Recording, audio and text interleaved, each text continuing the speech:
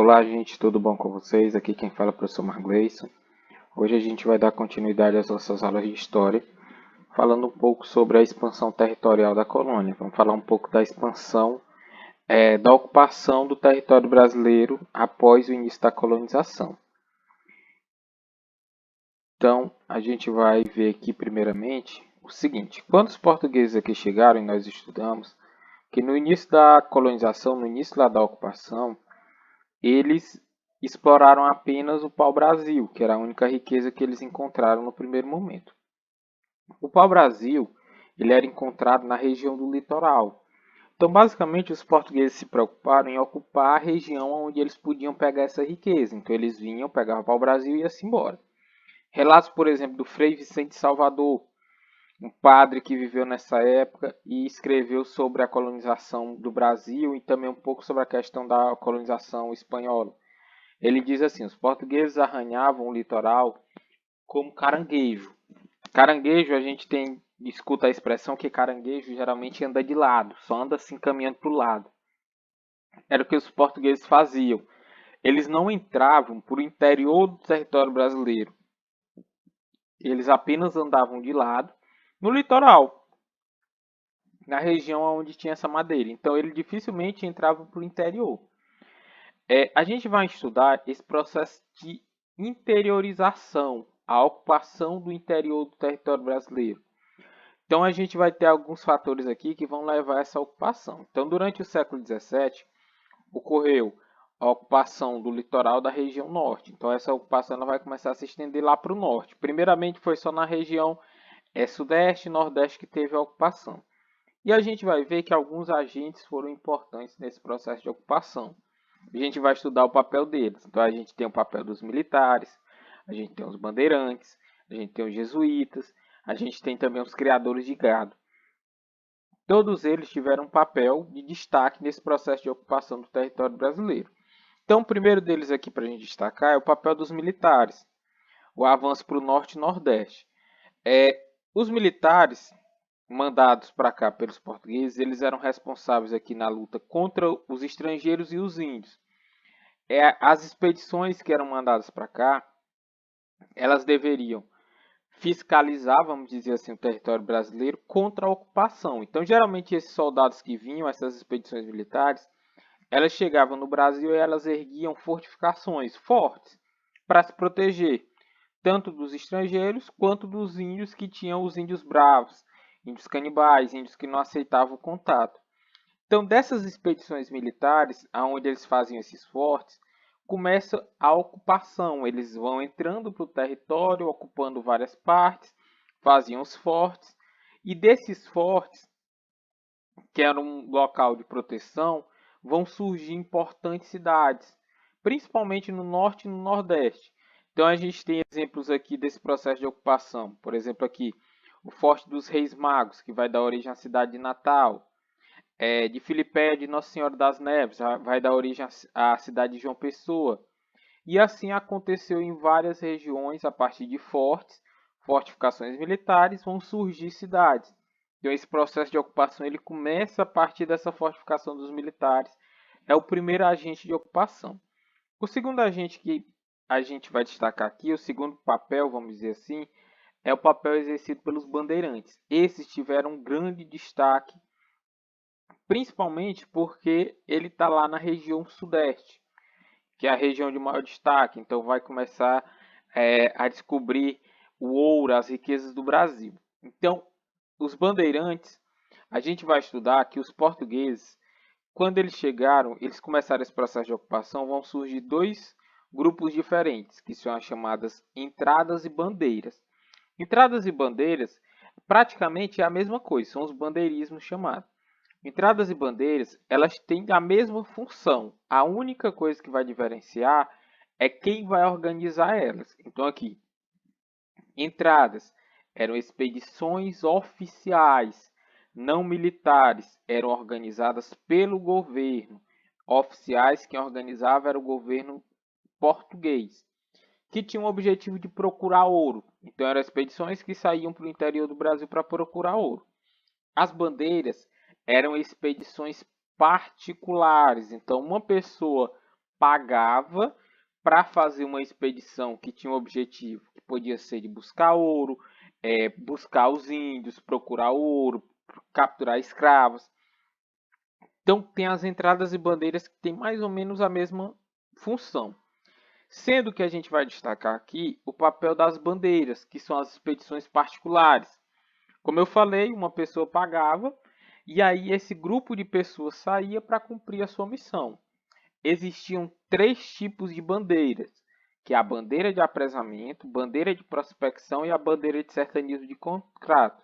Então elas se classificavam nesses 3 tipos. A gente vai ver aqui a função de cada uma delas. Então a primeira delas é a bandeira de apresamento. A bandeira de apresamento era uma expedição particular que tinha o objetivo de capturar os índios para vender esses índios que eram capturados como escravos. Então eles saíam para procurar os índios e vendê-los como escravos. Esse tipo de bandeira ele teve um destaque bem maior no período da ocupação holandesa do Brasil, quando os holandeses invadem o território brasileiro. E além de invadir o território brasileiro aqui no Nordeste, eles invadem parte do território que era comandado pelos portugueses lá na África. Então é um período em que o tráfico de escravos para o Brasil estava interrompido. Então a única solução, vamos dizer assim, encontrada, mais barata, era pegar essas pessoas, esses índios, melhor dizendo, e transformá-los em escravos, vendê-los como escravos. E foi um negócio muito lucrativo. Os portugueses ganharam muito dinheiro nesse processo de venda que eles faziam. Aqui a gente tem a rota das bandeiras. A gente tem da onde elas partiam. As bandeiras, elas partiram de São Paulo. E aí cada uma foi para uma região. Então aqui a gente tem, por exemplo, destaque. A parte azul, as bandeiras que buscavam capturar os índios. Então ela vem mais para o centro-oeste, mais para o norte, que é onde tinha maior concentração de índios.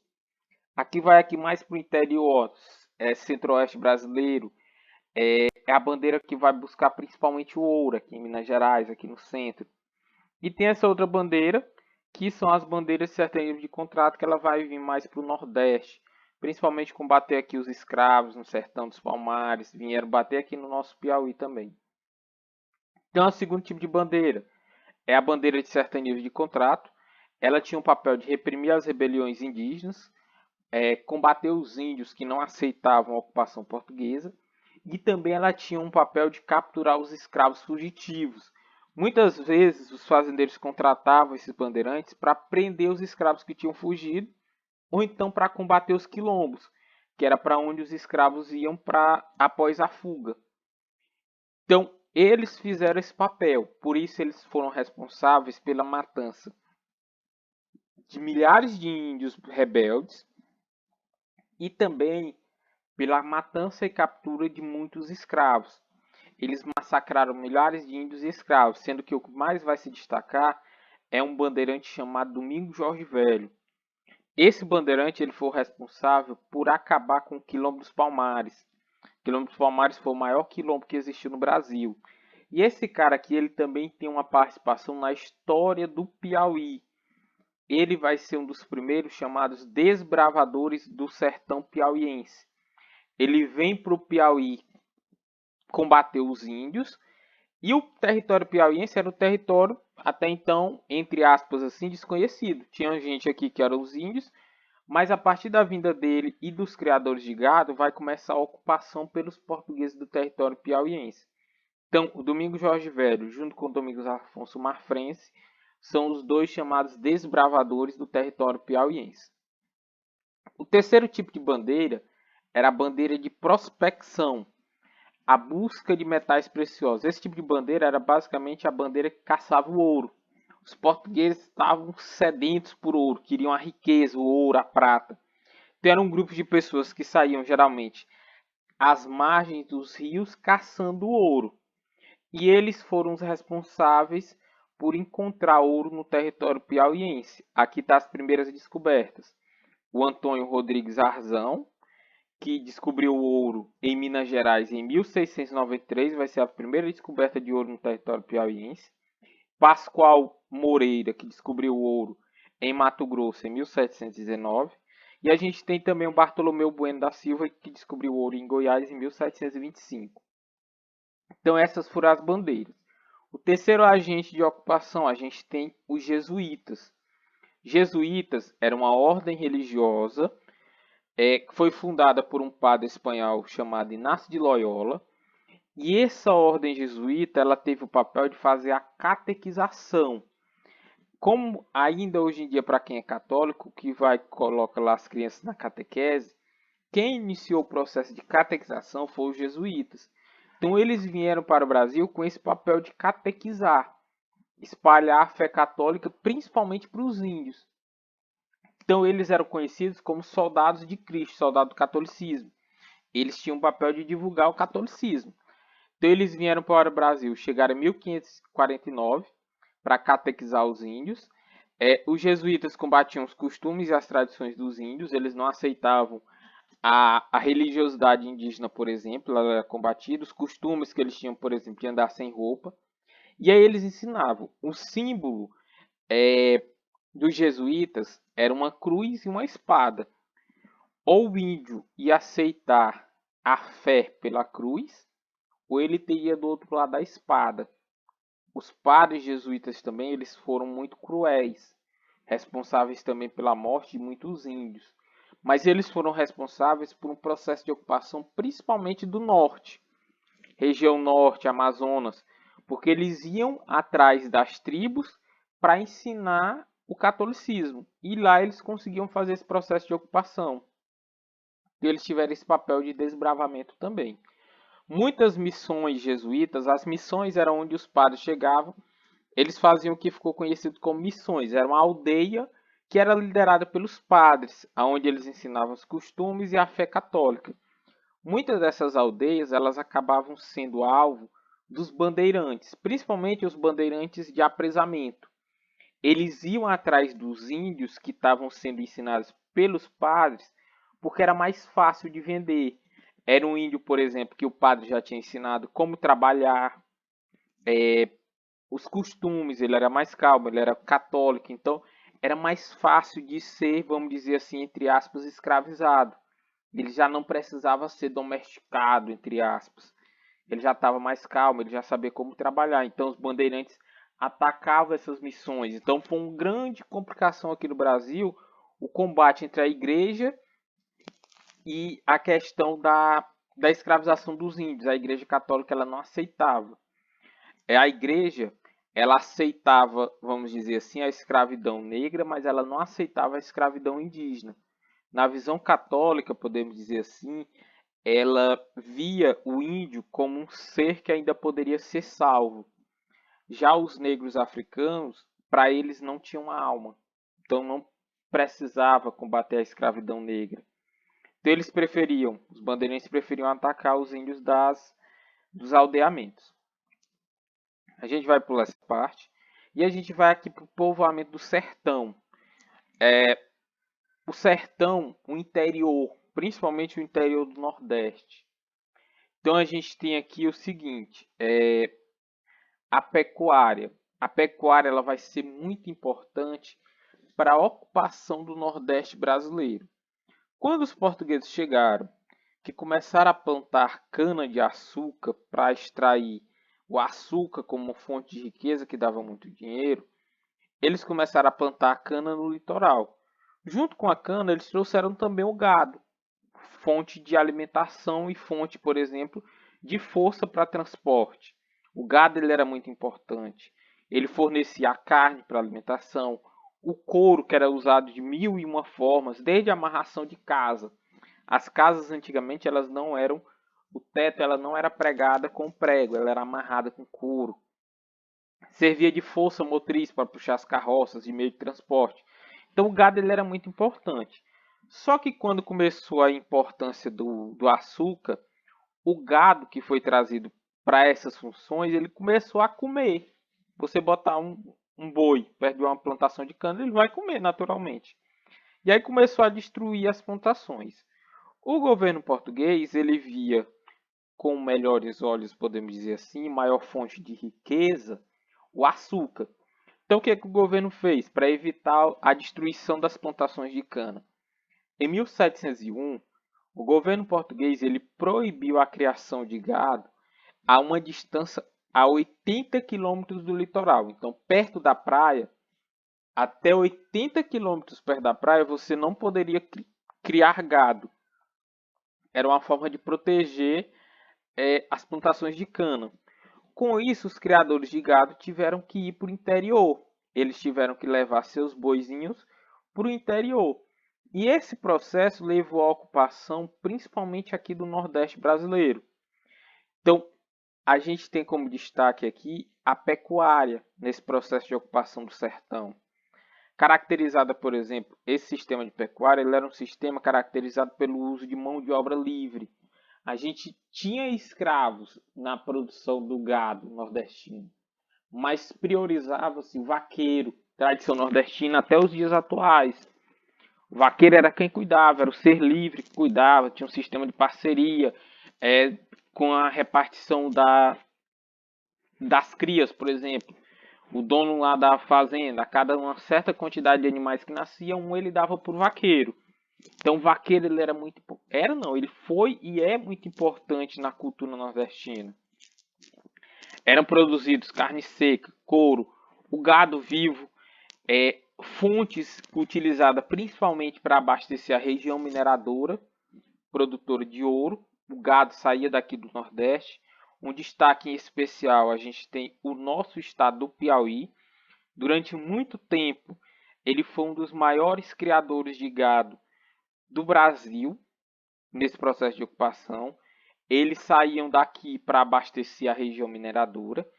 E a criação de gado, a pecuária, ela vai ser fundamental para a ocupação do território piauiense, o desbravamento do sertão. Como eu falei antes, aqui a gente tem dois que são chamados desbravadores do Piauí. O primeiro eu falei antes, que foi o Domingos Jorge Velho. Domingos Jorge Velho, sertanista de contrato, matador de índio, que veio para cá para combater os índios.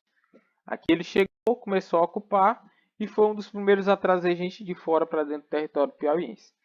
O segundo foi o Domingos Afonso Marfrense. Marfrense ele sai da Bahia, do que era conhecida como a maior fazenda, não sei se do mundo, mas a maior do Brasil, que era a Casa da Torre. Ela tinha uma extensão territorial gigantesca de criação de gado. Ele sai da Bahia trazendo gado até chegar na região mais centro-sul do Piauí. E aí ele vai trazer o gado para essa região, aonde ele vai se instalar na região da cidade de Oeiras. Lá ele vai fundar a primeira fazenda, vai fundar a primeira vila do nosso território, que é a chamada Vila da Mocha. Vila da Mocha, pela questão das vacas que não tinham chifre, então era chamada de Mocha. Como tinha muita região, foi batizado de Vila da Mocha.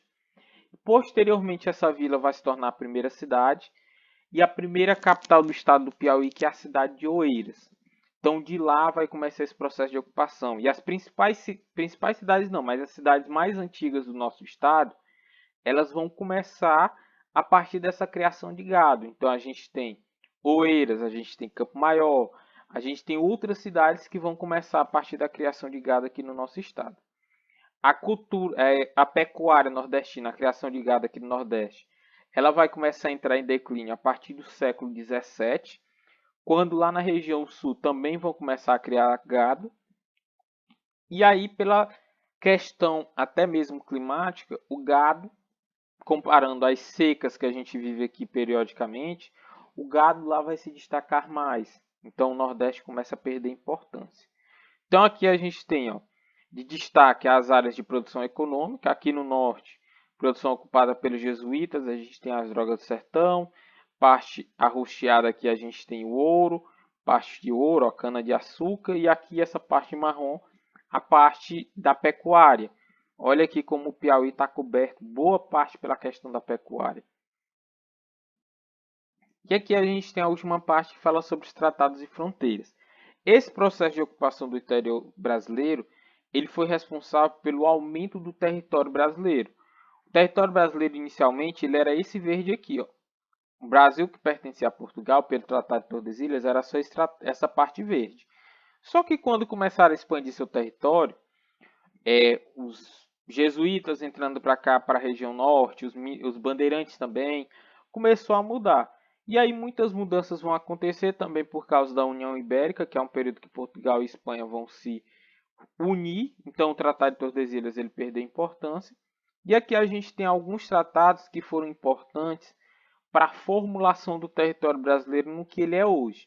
Então aqui a gente tem dizendo o que cada um deles, sendo que a gente vai destacar aqui o Tratado de Madrid, de 1750.